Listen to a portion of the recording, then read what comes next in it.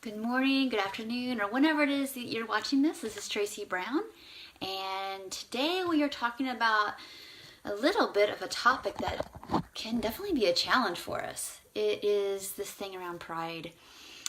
And I'll just speak because I feel like I have some authority to speak about this, is that I used to be a person who, oh no, I don't worry about what other people think about my body.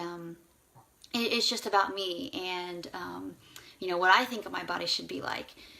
Right there's a little pride. You might not feel like, and I don't think eating disorders or chronic dieting are really about vanity. I don't think that. But what I do believe is that underneath this like strong desire and compulsion to be thinner,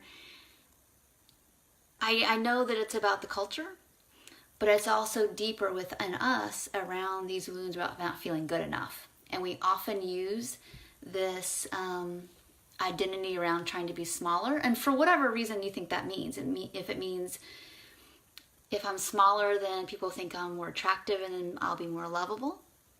Or if it's I'm smaller, and that could be leaner, fitter. When I say fitter, most people think about like what you look like versus what you can do. So I'm using fitter in the context of, my muscles are visible and there's low body fat. That's the kind of fitter that I think that most people think. So anyway, if there's this thing about I'm going to make people think something about me, whether I'm stronger, tougher, more willpower, less vulnerable, less weak, more attractive, if any of those things are there, there's pride. And that's okay, because we're human and pretty much everybody has that. And I feel like that our goal as part of being human is to chink after chink after chink work our way through that need to be somebody, to feel good about ourselves. And it doesn't mean that we're not going to do great things or be good parents or be good at our jobs or whatever it is we're doing. But what it does mean is that we don't need to try to earn worthiness and lovability based on body size and food intake at all. There's just peace about it. And so if you're feeling like pride is your thing, and it's really hard to admit, like literally it was gut-wrenching for me when I first started working, like just honestly acknowledging like, yeah, I've got pride. I'm not the kind of like out there prideful person, but internally when I was younger, I felt like, I was just a little bit more better.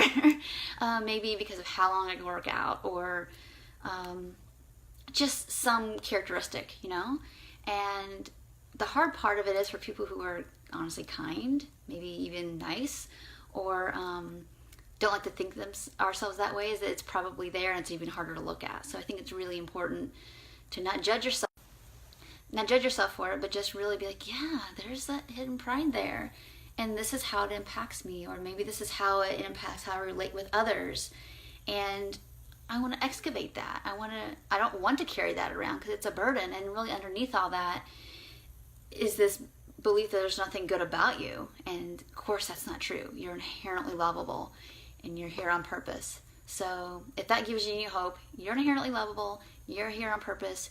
You don't need to have a smaller body to prove that. And so I'm just going to make a quick message about that today. Hope this was helpful, and leave your comments below about like how much maybe you struggle with that, and if you can own it, this would be a great place for all of us to say, yeah, we've been there, or we're in it, and share your successes and your freedoms about that. I'd love to hear about it. And that's it for today. I'll talk to you soon.